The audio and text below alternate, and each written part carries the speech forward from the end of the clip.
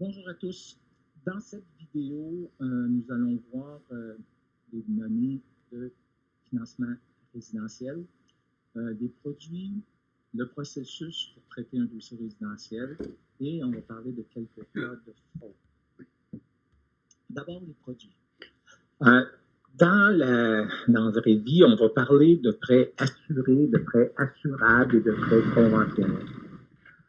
Les prêts assurés, c'est des prêts peuvent être assurés par un assureur prêt, donc des dossiers achats. On ne peut pas assurer un dossier refinancement. Donc, c'est un dossier achat avec un ratio pré-valeur de plus de 80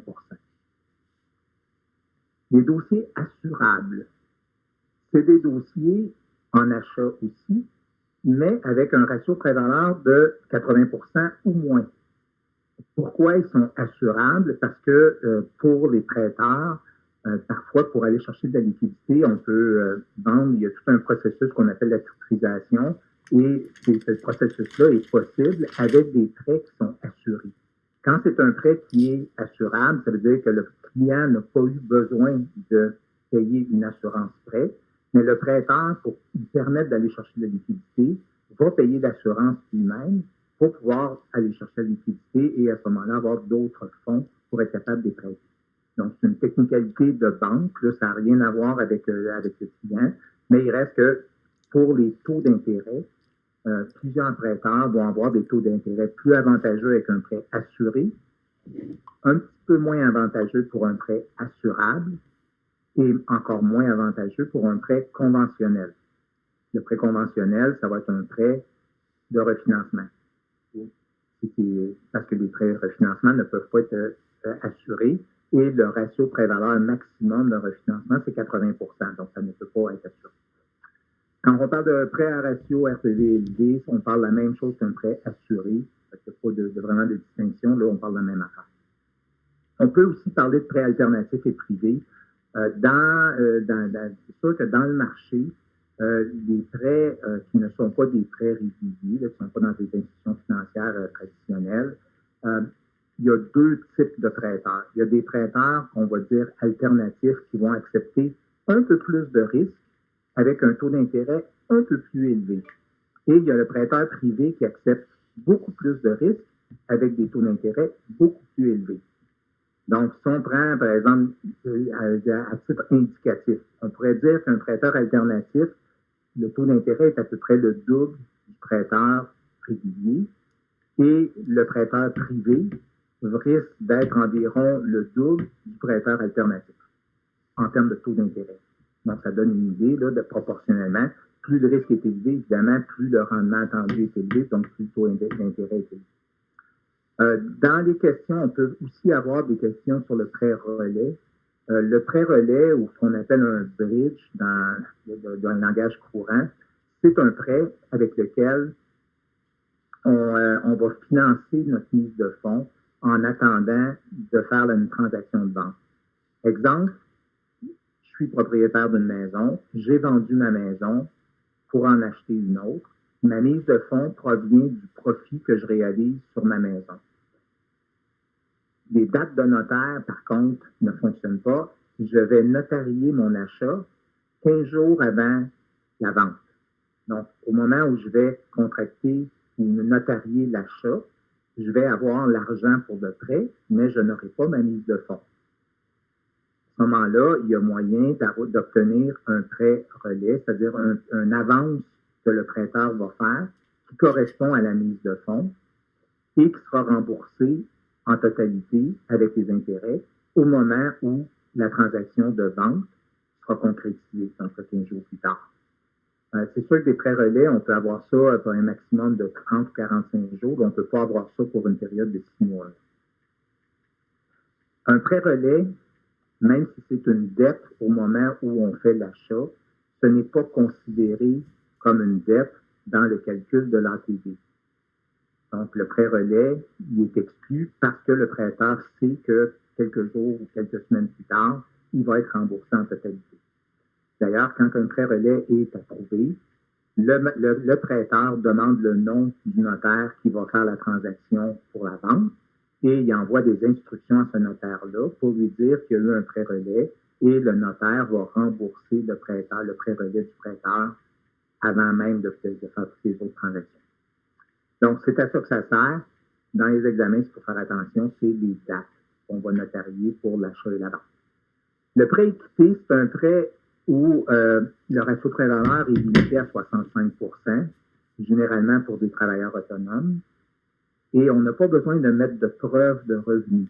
Tout ce qu'on a à faire, c'est mettre une preuve des impôts à jour.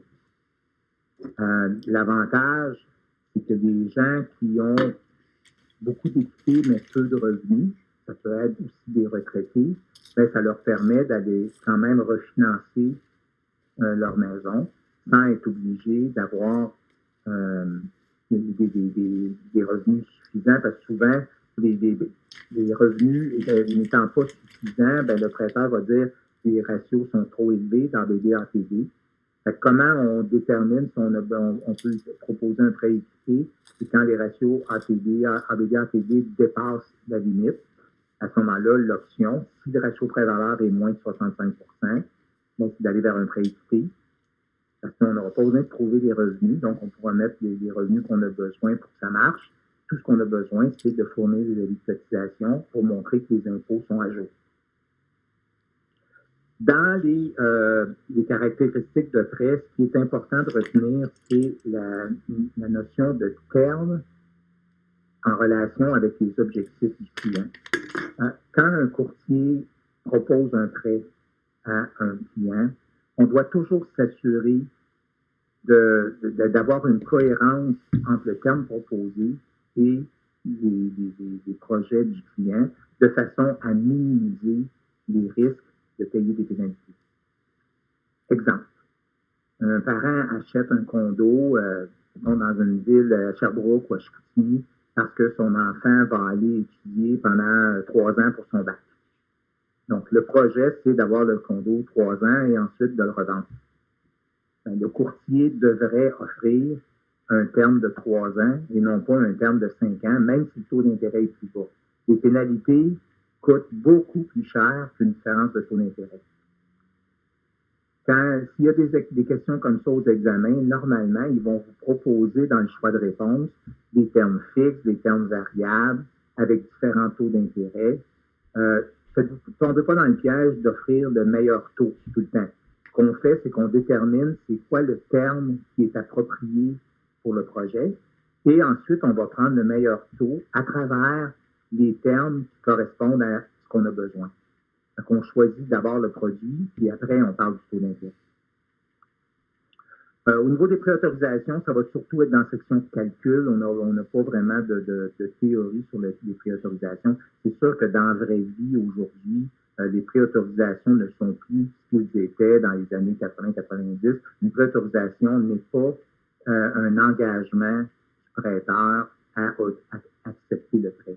C'est seulement un engagement du prêteur à offrir un certain taux d'intérêt pour une certaine limite de prêt si, quand on arrivera avec la demande, le prêt est accepté. Donc, on va appeler ça une garantie de taux. C'est ça que ça représente. La règle du 1,5 pour les achats, c'est une règle qui est standard.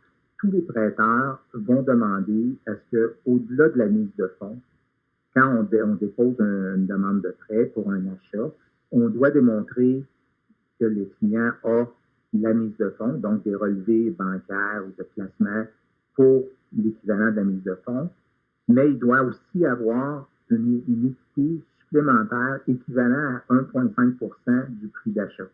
Donc, pour une maison, un achat de 300 000, ça représente 4 500. Il y en a qui vont parler de frais de clôture. Généralement, ce montant-là est insuffisant pour payer les frais de notaire, les frais de déménagement, puis la taxe de mutation, toutes ces affaires-là.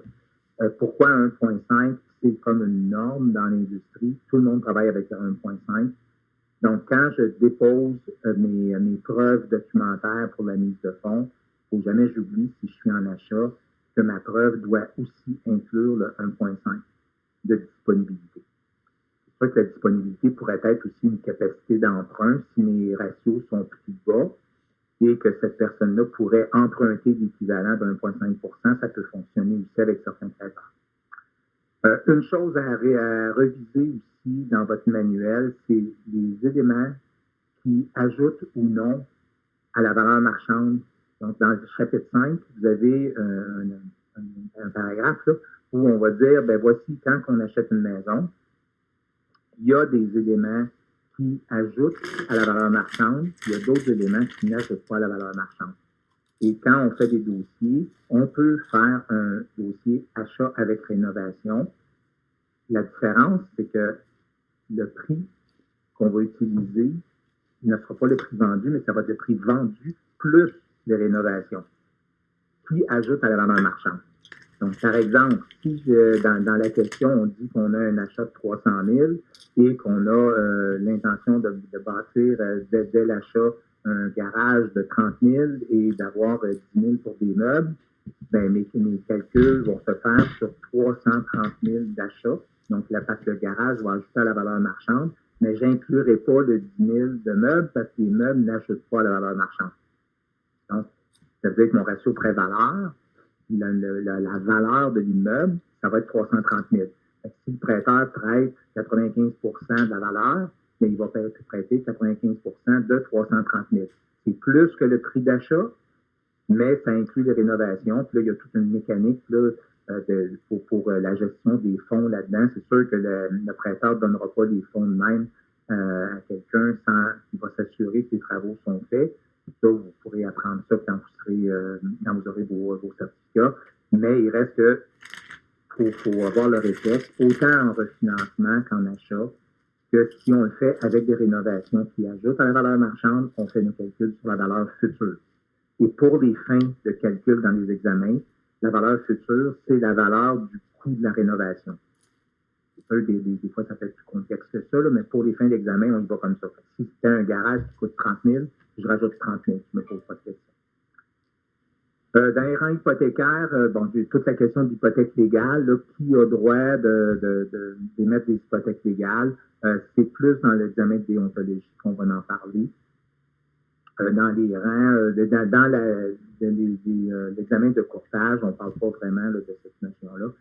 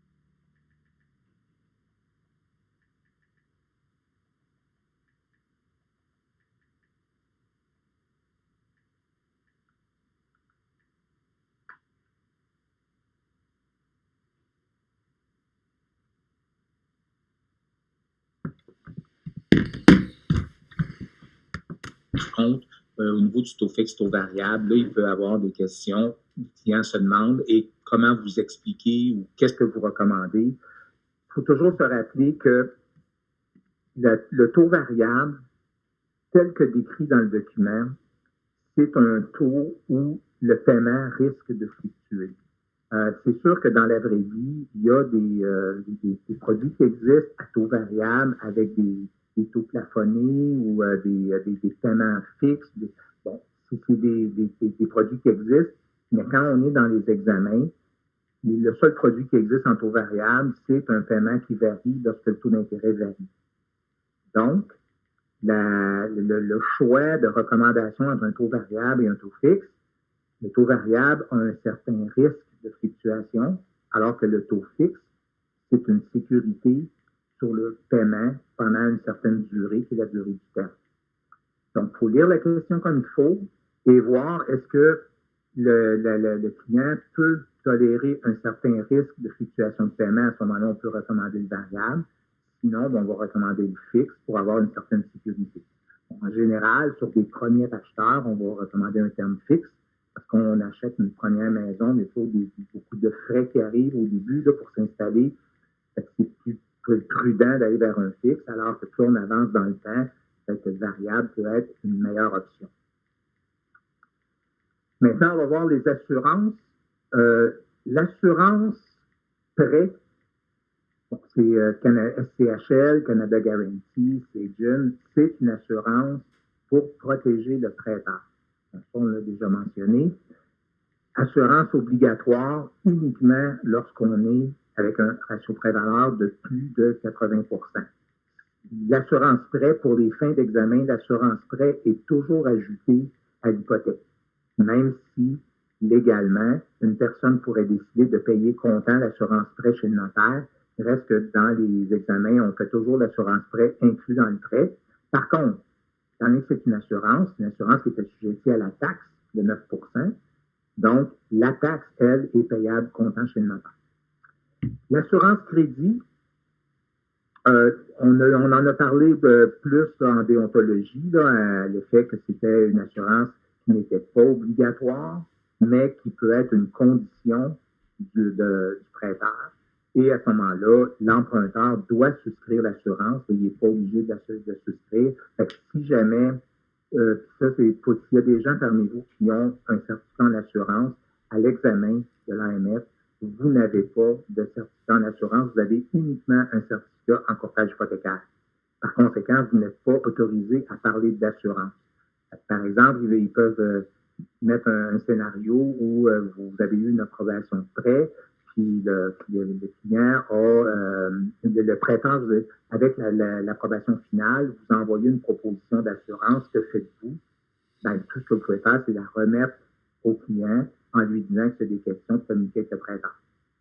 Et ça serait peut-être une bonne idée de valider avec un courtier en assurance. On ne peut pas aller plus loin. Donc, tout ce qu'on fait comme courtier, c'est d'informer le client qu'il n'y a pas d'assurance d'invalidité dans son prêt. On a parlé uniquement de l'hypothèque.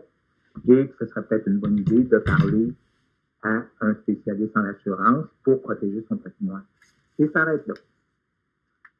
L'assurance titre, l'assurance titre est aussi une décision du prêteur qui peut demander ou non une assurance titre, mais il existe aussi une assurance titre pour l'emprunteur, qui peut être souscrite par l'emprunteur. Vous allez avoir plus de détails lorsque vous êtes courtier des principaux assurances titres qui viennent vous présenter un peu comment ça marche, puis quel bénéfice pour l'emprunteur. Les questions là-dessus de qu'est-ce qui est inclus, exclu, c'est plus dans l'examen de déontologie. On en a parlé dans le premier vidéo, donc à ce moment-là, on n'a pas besoin d'élaborer trop, mais ce n'est pas une assurance obligatoire, c'est une décision du prêteur. L'assurance habitation, par contre, en particulier l'assurance incendie, c'est une assurance qui est obligatoire. L'assurance de vol, non. Mais l'assurance incendie, tous les actes de prêt comportent une clause où le client, l'emprunteur, s'engage à maintenir une assurance incendie sur l'immeuble pour la durée du remboursement du prêt. Si si j'avais un scénario où quelqu'un me dit, j'informe la personne qu'il devrait avoir une assurance incendie sur l'immeuble, puis il me dit, ben, j'en ai pas, je vais en souscrire une le temps que j'aille chez le notaire, je la cancellerai après. Qu'est-ce que je fais? Ben, je dois l'informer que dans l'acte de prêt, ça va être écrit qu'il doit maintenir une assurance incendie, puis s'il ne le fait pas, ben, le prêteur, à ce moment-là, il va déroger à une règle qui est dans l'acte de prêt, puis à ce moment-là, le prêteur pourrait rappeler les fonds. Donc, il pourrait perdre son prêt. Si on a un scénario où on voit que c'est un prêt conventionnel, un prêt qui a un ratio prêt-valeur en bas de 80 et qu'on me demande quelle est l'assurance qui est obligatoire, mais la seule assurance obligatoire à ce moment-là, ça va être l'assurance incendie. Au niveau du processus, évidemment, quand on met rencontre, c'est qu'on doit rencontrer le client. S'il y avait un scénario où c'est quelqu'un qui ramasse les documents pour nous, puis nous les donne, puis nous dit, ben, prépare la demande, là, j'ai tous les documents en main, à ce moment-là, on ne peut pas faire la demande parce qu'il y a une chose qu'on doit faire, c'est vérifier la capacité juridique de la personne. Et pour ça, il faut lui parler. Donc, la rencontre peut être une rencontre téléphonique, une rencontre par Zoom, une rencontre face à face. Ça n'a pas d'importance. Mais il faut avoir une rencontre, il faut parler avec chacun des emprunteurs. D'une part, valider l'identité. Quand on rencontre la personne physiquement, on n'a pas besoin d'une copie des pièces d'identité. Ce qu'on a besoin, c'est des noter dans le logiciel expert, le logiciel dans lequel on crée la demande de prêt, et on note les numéros, puis ces choses-là, on n'a pas besoin. Si on fait le dossier à distance, c'est-à-dire qu'on le fait par téléphone, là, à ce moment-là, on doit inclure dans notre dossier une copie de l'identité qu'on a entrée dans notre dossier. Et la deuxième chose, la capacité juridique, c'est s'assurer que la personne, soit elle a 18 ans, ou bien elle est accompagnée d'un tuteur, et le tuteur a les mandats nécessaires pour autoriser que cet enfant-là prenne un prêt hypothécaire. La capacité juridique aussi, c'est de s'assurer que la personne, quand on parle du prêt, ben, elle donne l'impression de comprendre ce qu'elle fait. Si quelqu'un avait un certain retard mental, par exemple, ben, le courtier devrait normalement demander est-ce qu'il y a un tuteur, parce que les tuteurs, c'est pas juste pour des enfants en bas de 18 ans, il y a aussi des adultes qui ont des problèmes dans la tête et qui doivent être accompagnés d'un tuteur pour s'ils sont capables de vivre, mais ne sont pas capables de prendre ce genre de décision-là.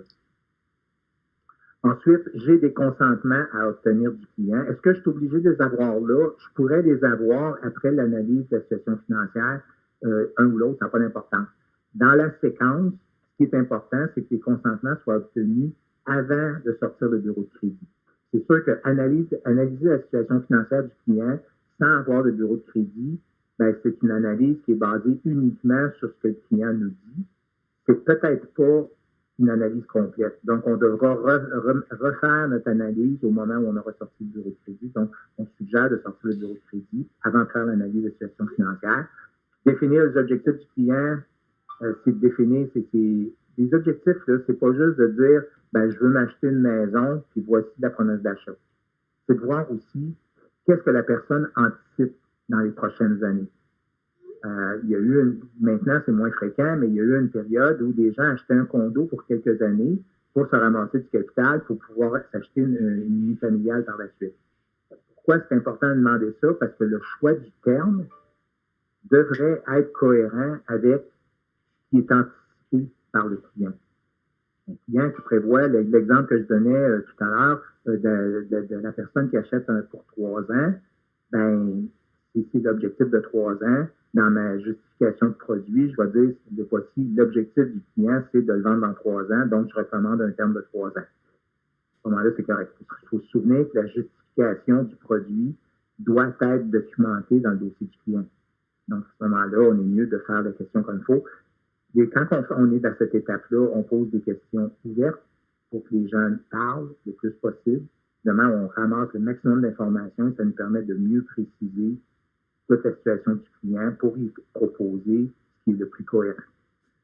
Le délai de garantie de taux, voir aussi, parce que s'il y a besoin d'un 120 jours, ben, des fois, il peut y avoir des promotions de prêteurs, des taux d'intérêt plus bas, mais pour des déboursés de 30 jours. ce moment-là, je n'offrirai pas ça au client. Je ne peux pas faire un dossier de 30 jours si la personne a besoin de 120 jours. Donc, je vais m'assurer que c'est là aussi que la proposition que je fais est cohérente avec le délai que j'ai à respecter avant d'aller notarier. Ensuite, on va faire la qualification. Bon, valider les revenus, c'est m'assurer est-ce que les revenus sont bien documentés? Est-ce que c'est des revenus qui sont admissibles? Il y a différents revenus qui existent dans le manuel. Vous avez quand même une liste de toutes sortes de revenus qui peuvent être admissibles. C'est pas parce qu'un revenu est admissible qu'il est admissible chez tous les prêteurs. Là aussi, je vais voir selon le type de revenu que j'ai. Je vais prendre l'exemple des allocations familiales. Si je dois prendre des allocations familiales pour qualifier le client, je vais choisir un prêteur qui accepte les allocations familiales. C'est pas tout le monde qui le fait. Ensuite, valider la mise de fonds. Est-ce que la mise de fonds est liquide, est disponible? Si la mise de fonds est à l'étranger, la mise de fonds doit être transférée dans une banque canadienne. Je vais le dire tout de suite au client, commencez tout de suite le transfert parce que sinon, on n'aura pas les preuves de mise de fonds nécessaires pour pouvoir avoir l'approbation finale.